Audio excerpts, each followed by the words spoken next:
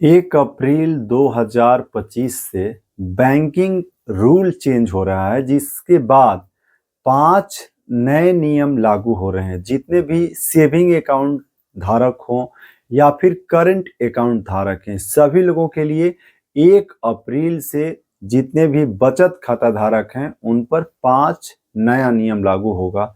तो आज का ये वीडियो आप लोगों के लिए बहुत ज़्यादा इम्पोर्टेंट है, क्योंकि हर साल जब भी नया फाइनेंशियल ईयर शुरू होता है उसके बाद रिजर्व बैंक ऑफ इंडिया की तरफ से कुछ नए रूल लागू किए जाते हैं, जिससे जो है जितने भी कस्टमर हैं उनको वे रूल समझना और उसके हिसाब से अपने अकाउंट को मेंटेन करना जरूरी है। तो आज आपको हम 1 अप्रैल 2025 से जो बैंकिंग रूल चेंज हो रहा है उसकी जानकारी देंगे। बहुत ही महत्वपूर्ण है। यदि आप गूगल पे उपयोग करते हैं या फिर फोन पे का उपयोग करते हैं, पेटीएम या अन्य कोई भी यूपीआई का भी आप उपयोग करते हैं, तो ये 5 रूल जो चेंज हो रहा है 1 अप्रैल 2025 से, उसको आप ध्यान से समझिएगा।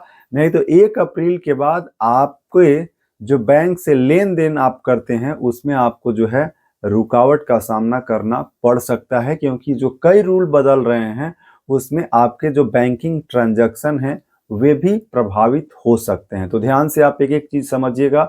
अभी आप रवि तिवारी बैंकिंग चैनल देख रहे हैं।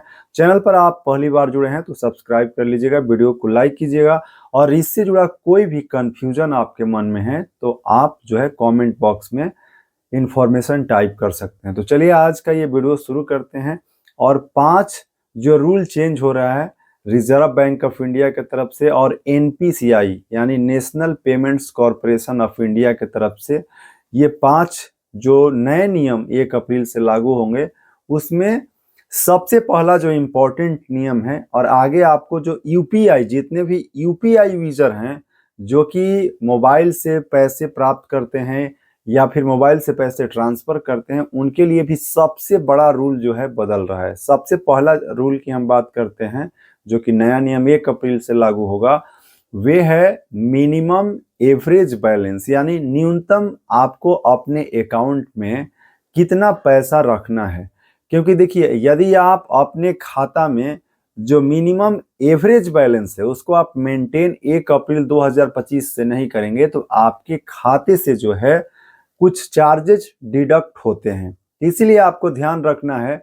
अब हम आपको बताते हैं कि आपका अकाउंट चाहे किसी भी बैंक में हो, चाहे आपका खाता स्टेट बैंक ऑफ इंडिया में हो, पंजाब नेशनल बैंक में हो, या फिर गांव में ग्रामीण क्षेत्र में जो है ग्रामीण बैंक हो, या प्राइवेट बैंक हो, या फिर गवर्नमेंट बैंक हो, ये रूल जो है 1 अप्रैल से सभी बैंक पर लागू होगा। अब ग्रामीण क्षेत्र में लोकेशन के हिसाब से जो है आपके खाते में, यदि आपका सेविंग अकाउंट है तो सेविंग अकाउंट पर जो है रूरल क्षेत्र में जो है जिस बैंक में आपका खाता है उसके हिसाब से आपको समझना होगा। वैसे देखिए, मिनिमम जो है 1,000 रुपये आपको एवरेज जो है मेंटेन करके रखना पड़ता है।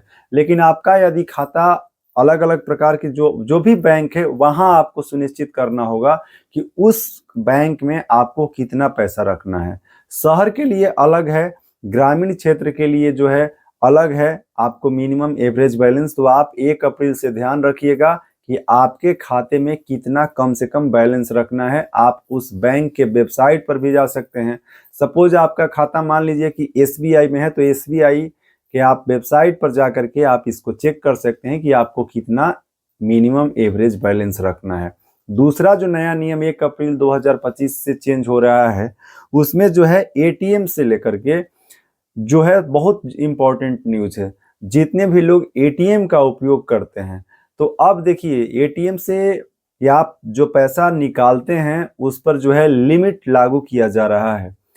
3 ट्रांजैक्शन यदि आप करते हैं, मान लीजिए सपोज आपका किसी भी बैंक में खाता है तो उसी बैंक के एटीएम से आप पहले जो था अभी भी है कि 3, 4 या 5 ट्रांजैक्शन आप करते हैं तो आप फ्री में जो है ट्रांजैक्शन कर पाते हैं। लेकिन 1 अप्रैल 2025 से यदि एटीएम से आप जो लिमिट है उसको क्रॉस करके पैसा निकालते हैं तो 20 से 25 रुपए का चार्जेस आपको देना पड़ेगा। आपके खाते से स्वयं जो है ये राशि जो है डिडक्ट हो जाएगा।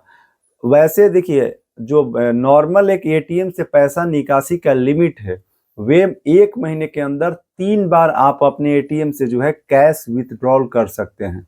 इससे ज़्यादा जो है अलग अलग बैंक का जो रूल है उसको आपको समझना होगा कि जिस बैंक में आपका खाता है उसके वेबसाइट पर भी आप इसकी जानकारी ले सकते हैं कि कितना पैसा आपको वहाँ पे डिडक्ट होगा उस बैंक के हिसाब से। आगे बढ़ते हैं। और जो बैंकिंग रूल चेंज हो रहा है उसमें तीसरा नया नियम 1 अप्रैल 2025 से जो लागू हो रहा है उसमें ब्याज दर में भी बदलाव हो रहा है। यानी जो इंटरेस्ट आपको मिलता है जो आप बैंक में एफडी करते हैं यानी फिक्स डिपॉजिट करते हैं, तो अलग अलग बैंकों का जो है जो आरबीआई का जो रूल होता है उसके हिसाब से जो आप एफडी करते हैं उस पर ब्याज दर जो है मेंटेन होता है, उसको घटता है बढ़ता है। तो ये भी रूल चेंज हो रहा है, इसको आपको ध्यान रखना है कि आप यदि एफडी करने वाले हैं तो उस बैंक का इंटरेस्ट रेट आप 1 अप्रैल से जरूर समझें। ये नहीं है कि आज का जो अभी इंटरेस्ट रेट है उसी इंटरेस्ट रेट पर आपको उसका भी 1 अप्रैल से लाभ नहीं मिलेगा, ये बदल रहा है, तो उसको आप ध्यान से समझ लें। आगे बात करते हैं। चौथा जो नया नियम लागू हो रहा है, बैंकिंग रूल जो चेंज हो रहा है उसमें डिजिटल बैंकिंग का विस्तार। अब देखिए डिजिटल बैंकिंग का विस्तार में जो है बैंकिंग सिस्टम को लगातार जो है डिजिटल बनाया जा रहा है। जैसे बैंकिंग में बहुत सारे बदलाव हुए और 1 अप्रैल 2025 से भी कई बड़े बदलाव हो रहे हैं, जिसमें बैंकिंग सिस्टम को ज़्यादा स्ट्रॉन्ग बनाने के लिए, सिक्योरिटी इंप्रूव करने के लिए 2 फैक्टर ऑथेंटिकेशन भी 1 अप्रैल 2025 से लागू होगा, जिससे जो फर्जीवाड़े होते हैं, जो बैंक खाते से पैसा इधर उधर जो गलत तरीके से धांधली हो जाता है, उसको रोकने के लिए 2 फैक्टर ऑथेंटिकेशन लागू किया जाएगा। और उसके साथ साथ अब एआई के थ्रू जो है बैंकिंग सिस्टम को भी मॉनिटर किया जाएगा। आपको यदि किसी भी प्रकार की सवाल की जवाब चाहिए तो एआई बोट आपके सवालों का जवाब भी देगा। तो 1 अप्रैल 2025 से ये बैंकिंग रूल जो चेंज हो रहा है ये बहुत इंपॉर्टेंट है।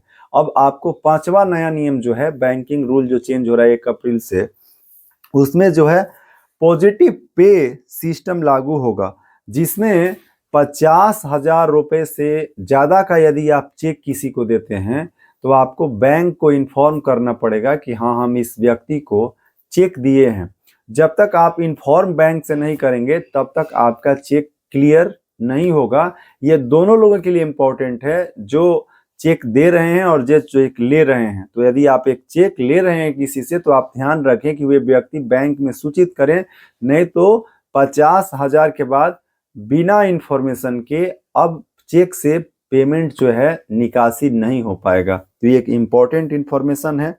अब आपको हम जो एनपीसीआई यानी यूपीआई यूनिफाइड पेमेंट्स जो सर्विस है उसकी जानकारी देते हैं। जो नया नियम लागू हो रहा है उसमें 1 अप्रैल 2025 से जितने भी यूपीआई सिस्टम जो ऐप है, चाहे गूगल पे हो चाहे फोन पे हो, अब यदि आपके खाते में बैंक अकाउंट में, सेविंग अकाउंट में यदि आपका पुराना नंबर है या नंबर बदल गया है या नंबर किसी दूसरे का है तो इन सभी नंबर को बैंक अकाउंट से रिमूव किया जाएगा।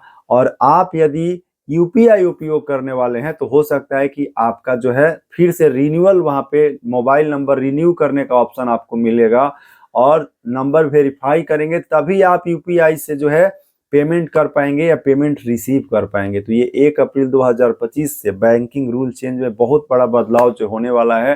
तो आप सुनिश्चित कर लें कि आपके बैंक अकाउंट में, सेविंग अकाउंट हो, करेंट अकाउंट हो, तो आपका अपडेटेड नंबर होना चाहिए, नहीं तो 1 अप्रैल से आपको जो है यूपीआई के थ्रू पेमेंट करने में दिक्कत हो सकता है। ये रूल जो है national payment corporation of India NPCI की तरफ से लागू किया जा रहा है 1 अप्रैल 2025 से। तो ये कुछ बड़े बदलाव जो हो रहे हैं बैंकिंग सिस्टम में, बैंक सेविंग अकाउंट हो, करेंट अकाउंट हो, बैंकिंग रूल चेंज हो रहा है। तो इन सभी जानकारी को आशा करते हैं कि आप लोग समझेंगे और इसको ध्यान में रख करके जो है अपना अकाउंट का संचालन करेंगे। आज के इस वीडियो में आपको हम बैंकिंग रूल चेंज जो हो रहा है उसकी जानकारी दिए हैं। ये जानकारी आपको कैसा लगा कमेंट में टाइप कीजिएगा। अभी आप रवि तिवारी बैंकिंग चैनल देख रहे हैं, चैनल पर नए हैं तो सब्सक्राइब कर लीजिए, वीडियो को लाइक कीजिए और लगातार जुड़े रहिए। हम आपको यहाँ पर बैंकिंग से संबंधित A to Z जानकारी लगातार जो है आगे भी देते रहेंगे। तो चलिए आज के इस वीडियो में बस इतना ही। जय हिंद।